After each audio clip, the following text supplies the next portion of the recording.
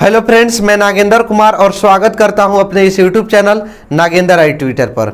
आज के इस वीडियो में हम लोग बिहार बोर्ड क्लास 10th की इतिहास चैप्टर पढ़ेंगे और 4 लेसन है जो कि भारत में राष्ट्रवाद है। इससे पहले मैंने वीडियो बना दी है और इसका लिंक आपके डिस्क्रिप्शन में दे दी जाएगी। आप जाकर डिस्क्रिप्शन चेक कर सकते हैं, वहाँ से लिंक से हमारे पीछे के वीडियो को देख सकते हैं। तो आज हम लोग पढ़ेंगे इस वीडियो में रॉलेट एक्ट और जालियांवाला बाग हत्याकांड के बारे में। तो समझिए सबसे पहले रॉलेट एक्ट के बारे में कि रॉलेट एक्ट कानून क्या था। तो देखिए, प्रथम विश्व युद्ध के समाप्ति के पश्चात अंग्रेजी सरकार द्वारा यह कहा गया था कि युद्ध के समाप्ति के पश्चात भारत में एक जिम्मेवार सरकार की स्थापना करेंगे, परंतु उन्होंने दिए गए वादों से मुकर गया और यहाँ पर एक जिम्मेवार सरकार की स्थापना के बजाय और अधिक कठोर प्रतिबंध लगा दिया गया। इसी में से एक कानून ऐसा था जिसका नाम था रॉलेट एक्ट। कि रॉलेट एक्ट क्या था वो समझिए। तो रॉलेट एक्ट अंग्रेजी सरकार द्वारा 1919 ईस्वी में पारित किया गया वह कानून था जिसके अनुसार किसी भी भारतीय को उस पर बिना मुकदमा चलाए, बिना किसी वारंट के, केवल शक के आधार पर उसको जेल के अंदर डाल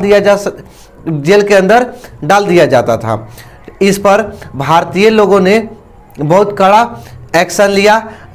इसी एक्शन के कारण ही जालियांवाला बाग हत्याकांड हुआ।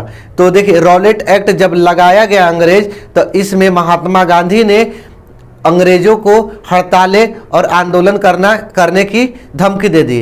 तो महात्मा गांधी को 6 अप्रैल 1919 को जेल के अंदर डाल दिया गया और उसके बाद 6 अप्रैल को ही देशव्यापी हड़तालें शुरू हो गई।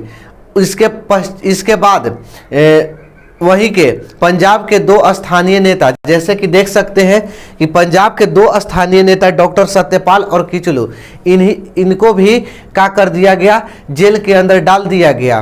तो जब जेल के अंदर डाल दिया गया तो वहां पर लोगों को का एक सभा बुलाई गई और वहाँ पर एक शांतिपूर्वक सभा चल रही थी। तो वहीं के जिला मजिस्ट्रेट, पंजाब के अमृतसर में एक जालियांवाला बाग है, वहीं पर सभा बुलाई गई थी।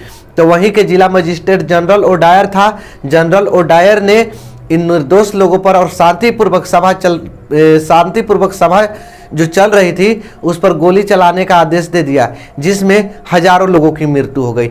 जैसा कि आप देख सकते हैं कि कितना बड़ा नरसंहार हुआ था सन 13 अप्रैल 1919 ईस्वी में। जालियांवाला बाग हत्याकांड सन 13 अप्रैल 1919 में हुआ था, देख सकते हैं।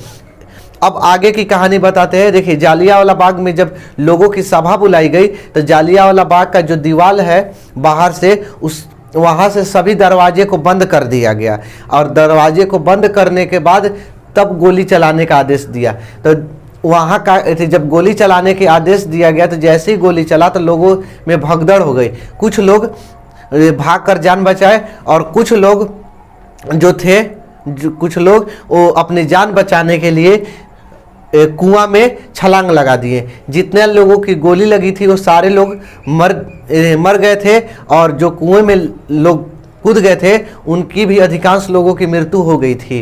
तो वहीं के एक उधम सिंह थे, वहीं के क्रांतिकारी, पंजाब के कह सकते क्रांतिकारी उधम सिंह ने यह शपथ ले लिया कि जनरल ओडायर को किसी भी कीमत पर उसको हम मौत की नींद सुला देंगे।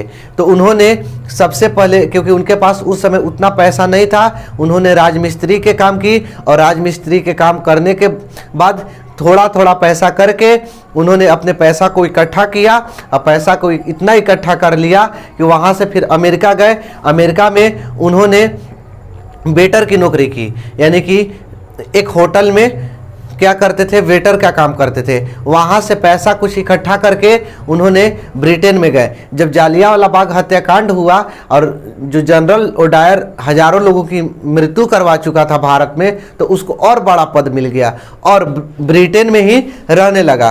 तो उधम सिंह वहाँ से अमेरिका से ब्रिटेन गए और ब्रिटेन में जाकर उन्होंने पैसे से हथियार खरीदे और हथियार खरीदने के बाद एक बार की बात है कि एक समय एक सभा में, ब्रिटेन के ही सभा में जनरल ओडायर भी शामिल था।